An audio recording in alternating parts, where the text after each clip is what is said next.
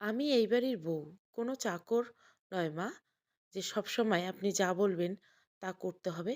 তৃপ্তি কথাটা বলে রান্না করতে থাকে। তেলে চপচপে কড়াইয়ে মাত্র পেঁয়াজ ঢেলেছে সে। সাহেদা বেগম ফুঁসে ওঠে। ছেলেকে হাঁক ছেড়ে ডেকে বলে, রণজয়, কোথায় তুই? রণজয়। রণজয় মায়ের তড়িঘড়ি ডাকে তাড়াতাড়ি রুম থেকে বেরিয়ে আসে। ঘড়ি পড়তে পড়তে বলল, তাড়াতাড়ি বলো মা, অফিস যেতে হবে। দীপ্তি, টিফিন বাক্সটা তাড়াতাড়ি রেডি করে দাও তো। সাহেদা বেগম বলল, তোর বউয়ের মুখ বেড়ে গেছে, যা নয় তা বলে। দীপ্তি রান্নাঘর থেকে বেরোতে কথাটা শুনতে পায়। রণজয় ওর দিকে তাকিয়ে বলল, মা কি বলছে দীপ্তি? শোনো, মা হচ্ছে তোমার গুরুজন, মায়ের কথা শুনে চলবে।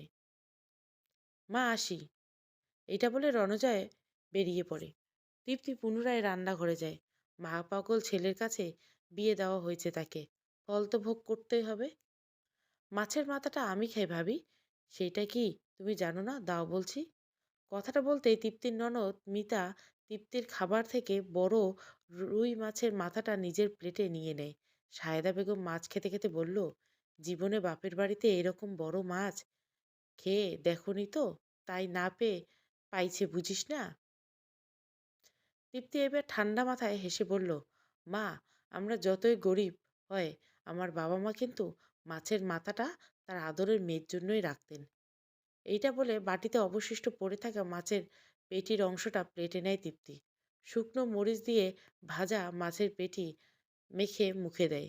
সায়দা বেগম নাক ভেঙচি কেটে মেয়েকে বলল, মিতা বুঝলি, ঘরে নাই চাল আর মুখে বড় কথা। তৃপ্তি আর কোনো কথা বলেনি, চুপচাপ খেয়ে উঠে পড়ে। সে জানে কথা বললে কথা বাড়বে। থালা বাসন মাজছিল তৃপ্তি। তখনই ননদ মিতা এসে বলল, ভাবি, আমার কাপড় চোপড়গুলো একটু আয়রন করে রেখে তো, আমি আজ বিকেলে পার্টিতে যাব। তৃপ্তি থালা বাসন মাজতে মাজতে বলল, ঠিক আছে। মিতা যেতেই তৃপ্তি মনে মনে বলল, এমন আয়রন করব যে আর অর্ডার দেওয়ার জো থাকবে না। বাবা, তৃপ্তির বাবা শরীফ মিয়াকে দেখে খুশিতে জড়িয়ে ধরে তাকে। সোফায় বসে আছে সায়েদা বেগম। শরীফ মিয়া তৃপ্তিকে জড়িয়ে ধরে বলল, বেআইন কেমন আছেন? সায়েদা বেগম পান চিবোতে চিবোতে বললেন, ভালোই আছি। তা হঠাৎ এ বাড়িতে? আসলে বেআইন, গাছে এইবার বেশ আম ধরেছে, তাই আপনাদের জন্য নিয়ে এলাম আর কি। সায়েদা বেগম এইবার এসে শরীফ মিয়ার হাতে নজর দিলেন। দেখলেন 20-30টা আম। তারপর কপাল কুঁচকে বললেন, এ কয়টা আম তো আমরা সপ্তাহে বাজার থেকে কিনে আনতে পারি। এই কয়টা আম নিয়ে আবার এ বাড়িতে আসতে গেলেন কেন? ভালো কিছু দেওয়ার মুরুদ নেই? এটা বলে সায়েদা বেগম রুমে চলে গেলেন। তৃপ্তি অশ্রুসিক্ত চাহনি নিয়ে বলল, বাবা এসব বাদ দাও, তুমি বসো। শরীফ মিয়া মেয়ের চোখের পানি মুছে আফসোস করে বললেন, তোর জীবনটা আমরা নষ্ট করে ফেলেছি মা, পারলে আমায় ক্ষমা করে দিস। না বাবা, এমন করে বলো না। তুমি বসো, আমি তোমার জন্য খাবার আনছি। যাও মুখ ধুয়ে এসো। বড় বড় চিংড়ি এত ভালো ভালো দামি দামি খাবার জীবনে দেখেনি তো, তাই দেখ, সব খাবার গিলে গেছে এক্কেবারে। সায়েদা বেগম রুম থেকে বেরিয়ে দেখলো শরীফ মিয়া চলে গেছে, আর তৃপ্তি টেবিল পরিষ্কার করছে। তৃপ্তি শাশুড়ির এমন কথা শুনে সায়েদা বেগমের দিকে তাকিয়ে বলল, মা, আমার বাবা কোথায় এমন বেশি খেয়েছে? শুধু একটা চিংড়ি নিয়েছে মাত্র, সব কিছুর জায়গাটাতে জায়গায় আছে। চুপ করো, এইসব আমাদের দেখা আছে বুঝলে, ফকিরের বাচ্চা। মা, চিৎকার করবে না একদম। তা শুধু খাবার গিলেছে, নাকি টাকা পয়সা পুটলি করে দিয়েছ? হুম? শাশুড়ি মায়ের এসব কথা শুনে অশ্রুসিক্ত চাহনি নিয়ে শাশুড়ির দিকে তাকিয়ে তৃপ্তি বলল, মা, গলা উঁচু করবে না বৌমা। বলো কত টাকা গুজে দিয়েছ, নাকি শুধু টাকা, না খাবারও দিয়েছ? হুম? মুখ সামলে কথা বলুন মা, আমরা গরিব হতে পারি, চোর নই। রণজয় অফিস থেকে আসতে দেখে তৃপ্তি কাঁথা মুড়ি দিয়ে শুয়ে আছে। শার্ট খুলতে খুলতে বলল, এ অসময়ে কাঁথা মুড়ি দিয়ে শুয়ে আছো যে, শরীর ঠিক আছে তো? তৃপ্তি আগের ন্যায় থেকে বলল, ঠিক আছি। রণজয় তৃপ্তির পাশে গিয়ে বসলো। তারপর কপালে হাত দিয়ে বলল, তোমার তো অনেক জ্বর, সারাদিন কি করো বলো তো, নিজের যত্ন নিতে পারো না? তৃপ্তি কাঁথা সরিয়ে বিছানা থেকে নামতে নামতে বলল, একবার নিজের মায়ের সামনে কথাটা বললে পারলে ভেবে নিতাম স্বামীর অটাল যত্ন। মায়ের থেকে লুকিয়ে বউকে কেয়ার করতে কে বলেছে তোমায় রণজয়? রণজয় তৃপ্তির হাত দুটো ধরে বলল, তুমি রাগ করো না প্লিজ। তুমি তো জানো মায়ের মুখে মুখে কথা বলতে পারি না আমি। আর মাই বা কতদিন বাঁচবে? তাই মাকে মায়ের মতো থাকতে দাও। মা যা বলে তাই শুনি। এছাড়া আর কি করার আছে বলো তো?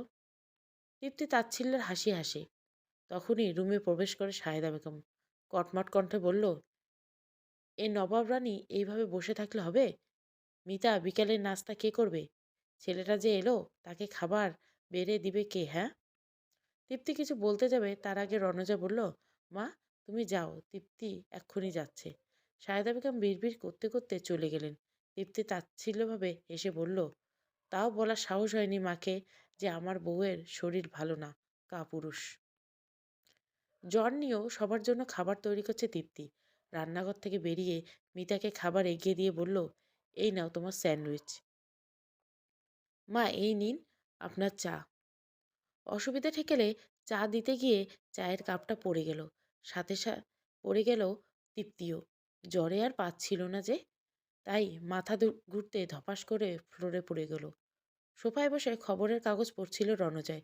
সায়দা বেগমের হাতে কিছু চায়ের ছিটে পড়তে, ও মা গো, এই মেয়ে আমাকে পুড়িয়ে মেরে ফেললো গো বলে কুকড়ে উঠল। রণজয় তাড়াতাড়ি গিয়ে মায়ের হাত ধরল। মা কি হয়েছে তোমার? বেশি লেগেছে? একটা কাজও যদি ওকে ঠিক দিয়ে দিয়ে ঠিকভাবে হয়। কিন্তু অন্যদিকে নিজের স্ত্রী যে মাটিতে লুটিয়ে পড়েছে, সেদিকে কোনো ভ্রুক্ষেপ নেই রণজয়। তৃপ্তি কোনো রকমে উঠে ধীর পায়ে রুমে যায়। তাচ্ছিল্য স্বরে বলল, ভাগ্য করে এমন স্বামী পেয়েছি যার কাছে আমার কোনো মূল্য নাই। তৃপ্তি শুয়ে ছিল রুমে, শরীরটা প্রচণ্ড খারাপ লাগছে। মিতা তৃপ্তির রুমে উকি দিয়ে মাকে গিয়ে বলল, মা, ও মা, আহ কি হয়েছে, এমনভাবে ডাকছিস কেন? মা ভাবে শুয়ে আছে। আমি একটু পরে পার্টিতে যাব, কিন্তু আমার কাপড় চোপড় কিছুই আয়রন করেনি। কি বললি? চল তো আমার সাথে। হারামজাদি, শুয়ে শুয়ে চর্বি জমানো হচ্ছে তাই না? বাপের বাড়িতে তো সারাদিন কাজ করে এক মুঠো পান্তা ভাতও খেতি, আর এইখানে নবাব রানী সাজছিস, হ্যাঁ? মা ছাড়ুন বলছি, ছাড়ুন আমাকে। হাত ঝাপটা দিয়ে নিজের হাত ছাড়িয়ে তৃপ্তি চোখ রাঙিয়ে বলল, এমন কোনো আইন পৃথিবীতে আছে মা যে শাশুড়ি ছেলের বউয়ের গায়ে হাত তুলে? আপনি আমাকে এইভাবে বিছানা থেকে টেনে উঠালেন কেন? কথাটা বলতে তৃপ্তির দৃষ্টি যায় মিতার উপর। তৃপ্তি করুণ কণ্ঠে বলল, তামা আপনার মেয়ের জামা কাপড় আয়রন করাই বুঝি এত কিছুর প্রধান কারণ? আমি তিল তেল থেকে তিল করলেই তো বলেন যে আমার মা বাবা আমাকে কিছুই শেখায়নি। তামা আপনার মেয়ে বুঝি মাথায় করে রাখবে? তাও কি না, সে তিল তো পারেই না, তেল করবে কিভাবে? মিতা ফুঁসে উঠে বলল, মা দেখলে তো, তোমার সামনে আমাকে কত কথা বলল। সাহেদা বেগম এবার রেগে গিয়ে বললেন, তুই হচ্ছিস ফকিন্নির বাচ্চা, আর আমার মেয়ে মহারানী। তাই ওকে বিয়ে দিব কোনো রাজপুত্রই করবে।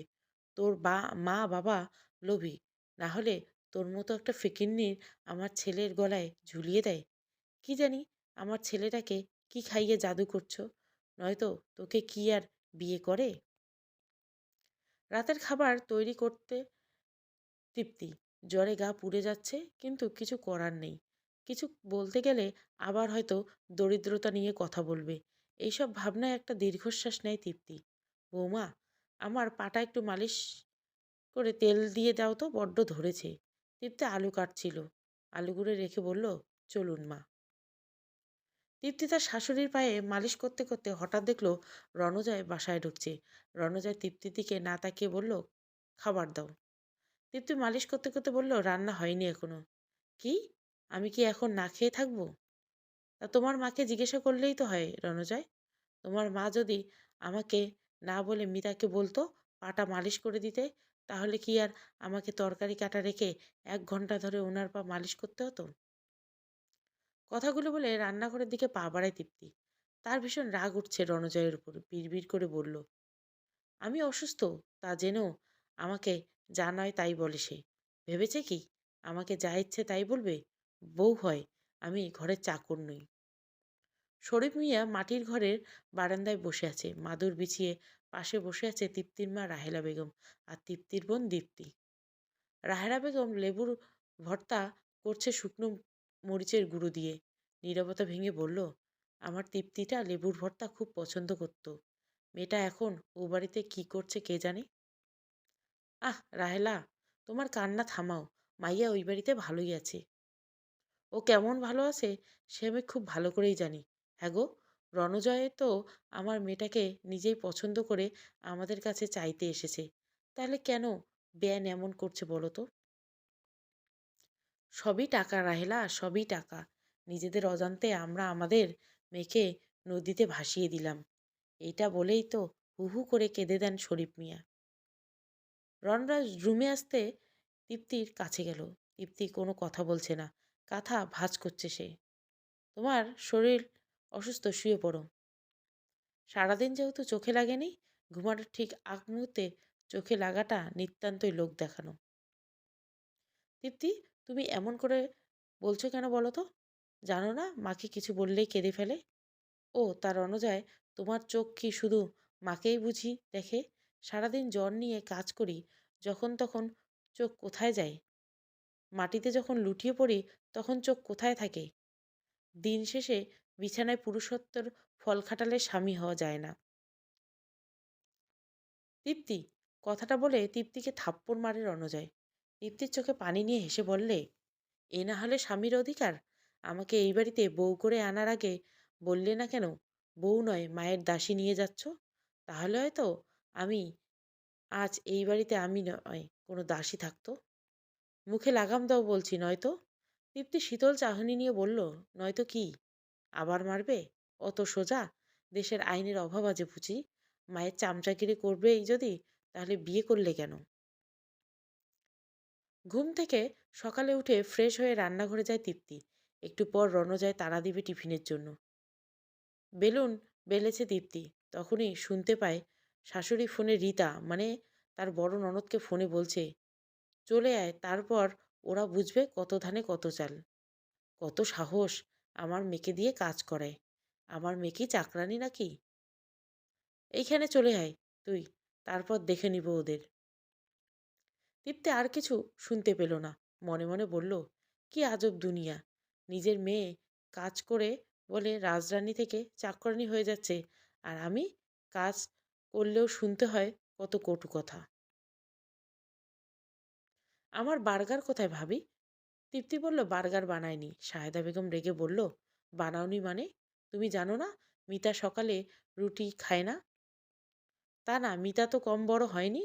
এখনো ভাইয়ের টাকায় পড়ছে খাচ্ছে, আবার ভাবির সেবাও পাচ্ছে। অন্তত মাঝে মাঝে তো কিছু করতে পারে নাকি? কত আর আয়েসিভাবে অন্যের উপর নির্ভর করে থাকবে? কি এত বড় কথা? মা শুনলে তুমি ভাবি কি বলল? আজ আসুক আমার ছেলে, তারপর তোর কি হাল করি তা তুই দেখিস। তার নতুন কি মা? আপনাদের তো কাজ আমার নামে আপনার ছেলের মাথায় বিষ ঢালা। শোনো বৌমা, মুখে লাগাম দাও। তুমি হয়তো ভুলে যাচ্ছ আমি তোমার শাশুড়ি। আপনিও ভুলে যাচ্ছেন মা, আমি আপনার ছেলের বউ। সেইটা আপনি না মানলেও শুধু মা। আগে নিজে একজন আদর্শ মা হন, তারপর আমাকে শেখাতে আসবেন আমি কেমন। কারণ আমার বাবা মা গরিব হতে পারে, কিন্তু আজ অব্দি কখনো আপনার সাথে উঁচু গলায় কথা বলেনি, শুধু আমার মুখের দিকে চেয়ে। কিন্তু আপনি ওদেরকে প্রত্যেকবার অপমান করেছেন। ব্যবহার নিজে শিখে অন্যকে শিখাতে হয় মা। তোর বউ মিতাকে বলছে সারাদিন খাই পড়ে, কিন্তু সারাদিন কোনো কাজ করে না কেন রে বাপ? আমার স্বামীকে আমার মেয়ের জন্য কিছু রেখে যায়নি? তৃপ্তি, কেন কথা বলছো না? চুপ করে নিজের মতো করে খেয়ে যাচ্ছে। রণজয় বিরক্ত নিয়ে বলল, তৃপ্তি, রোজ রোজ এত অশান্তি আমার আর ভালো লাগে না। তোমার কি এমন না করলেই চলে না? তৃপ্তি অপলক দৃষ্টি নিয়ে রণজয়ের দিকে তাকায়। তারপর ক্ষীণস্বরে বলল, বিরক্ত নয়, তোমারও তো ভাবা উচিত ছিল যে সবসময় তোমার মা বোন কেন এত নালিশ জমা রাখে। বিয়ে হয়েছে 2 বছর হতে চলল, কখনো বলতে পারো আমি ওদের নামে কিছু নালিশ করেছি? আসলে দোষটা কার বলো তো? দোষটা তোমার। তার জন্যই বউ, মা কাউকে নিজের আয়ত্তে রাখতে পারো না। তোমার মা আমাকে জানায় তাই বলে, ফকিন্নির বাচ্চা থেকে নিয়ে সব। তোমার মা মনে করে তোমাকে আমার বাবা মা লোভে পড়ে কিছু খাইয়ে তোমার গলায় আমাকে ঝুলিয়ে দেওয়া হয়েছে। আজকে আমার বড় ভাই নেই বলে রিতার মতো ফোন করে ঠাস করে বলতে পারি না, ভাই আমাকে নিয়ে যা। ওরা আমাকে যা তা বলে। তোমার সুযোগের সদ্ব্যবহার করছে, বুঝলে? কথাগুলো এক নিঃশ্বাসে বলে তৃপ্তি টেবিল থেকে উঠে পড়ে। আর কত সহ্য করবে সে? আজকে সহ্য না করতে পেরে সব বলে দিয়েছে। সে জানে তার এত সৌভাগ্যবান কপাল হয়নি যে তার স্বামী এসব কথা কানে নিবে। রণজা রুমে গিয়ে তৃপ্তির পাশে শুয়ে পড়ল। তারপর বিড়বিড় করে বলল, মায়ের সাথে তর্ক করে কি লাভ বলো তো? জানোই তো মা কেমন। আমি রোজ রোজ অফিস থেকে এসে এইসব শুনি, আমার কি ভালো লাগে? তৃপ্তি শুনতে পেয়েও কিছু বলল না, কারণ সে ভালো করেই জানে মায়ের সম্পর্কে ওকে কিছু বলা যাবে না। তা ভাবি, 2 বছর হতে চলল ওদের বিয়ের, বাচ্চা টাচ্চা হচ্ছে না যে। বউ কি এটা বন্ধা নাকি? তৃপ্তি রুম থেকে বেরিয়েছিল রান্না করবে বলে, তখনই তার শাশুড়ি পাশে বসে থাকা একজন প্রতিবেশীর কথা শুনে তার পা আটকে যায়। তখনই তৃপ্তি দেখে তার শাশুড়ি সায়দা বেগম বলছে, কি আর বলবো ভাবি, দুঃখের কথা। আমার ছেলেটা প্রেম করে বিয়ে করে আনছে, তাও আমাদের সাথে কোনো দিক দিয়ে যায়ই না এমন বাড়ি থেকে। এই সময় নাতি নাতনি নিয়ে সময় কাটানো দরকার, কিন্তু কি আর করব বলুন। আমার তো মনে হচ্ছে এই বউ বন্দাই, নয়তো এখনো বাচ্চা নিচ্ছে না কেন? এ ভাবি, ডাক্তার টাক্তার দেখান। আমার ছেলের বউটা মাশাআল্লাহ আমার কথায় উঠে আর বসে, আমার অনুমতি ছাড়া ঘরের বাইরে পা রাখে না। তৃপ্তি এবার নিজেকে দমিয়ে রাখতে পারেনি, তাই সে প্রথমে ওদের সামনে রান্নাঘর চলে গেল। তারপর চা বানিয়ে ওদের হাতে দিতে দিতে বলল, বুঝলেন আন্টি, আমি বন্ধা নই। কারণ সমস্যাটা আমার নয়, আমার স্বামীর। ডাক্তারের কাছে অনেক আগেই গিয়েছিলাম, তাই জানতে পেরেছি। আমার শাশুড়ি মায়েরও আশা করি কথাটা অজানা নয় যে তার ছেলে কখনো আমাকে সন্তান দিতে পারবে না। আর কি যে বলেন, আপনার ছেলের বউ আপনার অনুমতি ছাড়া ঘরের বাইরে পা রাখে না। ওই তো ওই দিন আপনার ছেলের বউয়ের সাথে দেখা হলো, সে গিয়েছিল পার্লারে। তখন বললাম, ভাবি বাড়ির কাজ কে সামলাচ্ছে? তখন আপনার ছেলের বউ খুব সুন্দর করে বলেছিল, শাশুড়ি মা। আসলে কি বলুন তো আন্টি, আমরা নিজের তুলনায় অন্যের সমালোচনাটা করি বেশি। অন্যের সংসারে আগুন জ্বালিয়ে আমরা শান্তির ঘুম ঘুমাই। তৃপ্তির কথাগুলো বলতে ওই মহিলার মুখ পাংশে হয়ে গেল। তড়িঘড়ি করে সায়েদা বেগমকে বলল, ভাবি আমি আসি, বাসায় একটু কাজ আছে। এইটা বলে তাড়াতাড়ি হেঁটে চলে গেল। সায়েদা বেগম মুখ কালো করে বসে আছে। মা জানো, ওরা আমাকে ঠিকমতো খেতে পর্যন্ত দেয় না। একবারে মাথায় 2বার খেতে গেলেই বলে, এত খেলে শরীর বেড়ে যাবে। আর তাছাড়া যা খাবো একবার খেতে পারো না। আমার ছেলের অন্ন ধ্বংস করতে লেগে পড়ে উঠেছো। জানো মা, সারাদিন আমি একাই সব কাজ করতে হয়। আমার ননদ দেবর কেউ চুল পরিমাণ কাজে হেল্প করে না। কথাগুলো বলে রিতা কেঁদে উঠল। তৃপ্তি এইসব শুনে চুপসে গেল। সে দেখতে চায় মেয়ের দুঃখে তার শাশুড়ি কতটা কাতর হয়। আমার মেয়ের সাথে এত অন্যায়, ওদের প্রত্যেককে আমি জেলের ঘানি খাটাবো। কাঁদিস না মা, কাঁদিস না। তৃপ্তি হেসে বলল, মা এখন আপনি আমার ননদের শ্বশুরবাড়ির সবাইকে জেল খাটাবেন কেন? তাহলে আপনি কি বলেন? আমার বাবা মাকেও তা বলবো নাকি? বৌমা, মা নিজের জায়গায় থাকলে বোঝা যায় কতটা কষ্ট। অন্যকে কষ্ট দেওয়া ভাবা দরকার যে আপনার মেয়ে আমার মতো। তুমি আমাকে থাপ্পড় দিলে কোন সাহসে? রণজয় তেড়ে এসে বলল, তোমার কি করে সাহস হয় আমার মাকে জেল খাটানোর কথা বলতে, আমার বোনের সাথে নিজের তুলনা করতে? যেও না তৃপ্তি, আমার বোন কখনো নিজের পানিটুকু নিয়ে খায়নি। আর তোমরা তো ছোটবেলা থেকে নুন পান্তা খেয়ে বড় হয়েছ। তৃপ্তি তাচ্ছিল্যের হাসি হাসছে প্রাণ খুলে, পাগলের মতো হাসছে। আমরা গরিব ছিলাম ঠিকই, কিন্তু কার সাথে কেমন ব্যবহার করতে হবে তা আমাদের বাবা মা আমাদেরকে শিখিয়েছে। আর কি যে বললে, তোমার বোন আর আমি এক না। তার অনুযায়ী তুমি কি দেখে দেখনি আমাকে, দেখনি আনোনি? আমি কেমন ঘরের মেয়ে দেখনি? আমার লেভেল, আমার ক্লাস। রাতে খাবার টেবিলে তৃপ্তি চুপচাপ বসে নিজের মতো করে খেয়ে উঠে চলে যায়। রীতা ও মিতা নাক ভেঙচি কেটে বলল, নবাবরণের ভাব দেখলে আর বাঁচি না। সাহেদা বেগম পাশ থেকে ছেলেকে বলল, দেখলি তো বাবা, কেমন নিজে খেয়ে দিয়ে চলে গেল, আমাদেরকে এখন বেড়ে দিবে কে? রণজয় বলল, মা, আমার আর এসব ভালো লাগছে না, এই ঝামেলা থেকে মুক্তি পেলে বাঁচি। এটা বলে না খেয়ে উঠে পড়ে রণজয়। রীতা বলল, মা দেখলে তো, আমার শাশুড়ির সাথে এমন ব্যবহার করলে চুলের মুঠি ধরল। আর মিতা বলল, বুঝিস না, না পেয়ে পাইছে, এমন বাড়ির বউ হয়েছে কি না। আপা, তুই তোর সব কাপড় বের করে দে, আমার কাপড় তোর কাপড় সব ওকে দিয়ে কাচাবো। সায়দা বেগম মনে মনে বলল, এই মেয়ের ডানা ছাঁটাই করতে হবে, বড্ড পাকনা উড়াচ্ছে আজকাল। বৌমা, ইলিশ মাছের মাথাটা নিও না, আমার রীতা ইলিশ মাছের মাথা খাবে। তৃপ্তি ইলিশ মাছের মাথাটা আলাদা নিতে যাবে, তখনই কথাটা সায়দা বেগম বললেন। তৃপ্তি বাটিতে বাড়িয়ে নেওয়া হাতটা গুটিয়ে নিয়ে বলল, মা, মাছের মাথাটা আমার জন্য নয়, আপনার ছেলের জন্য তুলে রেখেছিলাম। রীতা মুখ ভেঙচি কেটে বলল, ভাই যদি জানে যে মাছের মাথাটা আমি খেয়েছি তবে কিছু বলবে না, তাই মাছের মাথাটা আমি খাবো। মিতাও তালে তাল মিলিয়ে বলল, হ্যাঁ রে আপা, ভাইয়া আমাদের দুই বোনকে কিছু বলে না। তৃপ্তি তখন মাছের মাথাটা আর না নিয়ে বলল, তোমার ভাই এসে বলবে ইলিশ এনেছিল, ইলিশ মাছের মাথাটা নিজে খেয়ে ফেলেছো নাকি আমার জন্য আছে। তখন আমি কি বলবো? তোমাদের ভাই সব দোষ আমাকে দিয়েই তো গড়ে। তখন কি আর বলবে? আমার বোনগুলো খেয়েছে বুঝি? ইলিশ মাছটা আনার সাথে সাথে দুই বোন বললে না কেন যে তোমরা খাবে? অতএব আমি দুঃখিত যে তোমাদের জন্য মাছের মাথাটা রাখতে পারলাম না। কেননা নিজে খেয়ে ফেলেছি, এমন কথা আমি আর শুনতে চাই না। এইটা বলে তৃপ্তি আলাদা বাটিতে করে মাছের মাথাটা তুলে রাখে। রীতা মুখ কালো করে বলল, দেখলে মা, বিয়ে হতে না হতে তোমার ছেলে বোনদেরকে পর করে দিল। তৃপ্তি ঠান্ডা স্বরে হেসে বলল, ওমা ননদিনী, পর করলো কই?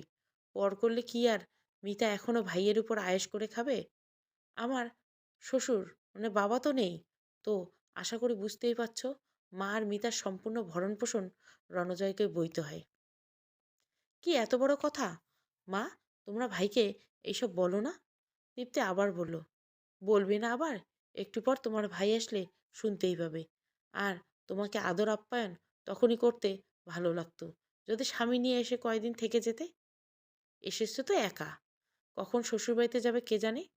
তোমার সাথে তোমার শ্বশুরবাড়িতে যা হচ্ছে, আমার সাথে তোমার মা বোনের দ্বিগুণ করেছে।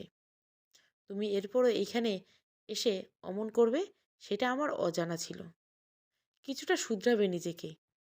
তুমি এইখানে এসেছো শ্বশুর শাশুড়িকে সারাদিন খাটায় বলে, আর এইখানে তো তোমার মতোই একটা মেয়েকে মানসিক অত্যাচার করছো, তাও তোমরাই মা বোন। হঠাৎ তৃপ্তির বাবা শরীফ মিয়া এ বাড়িতে আসেন।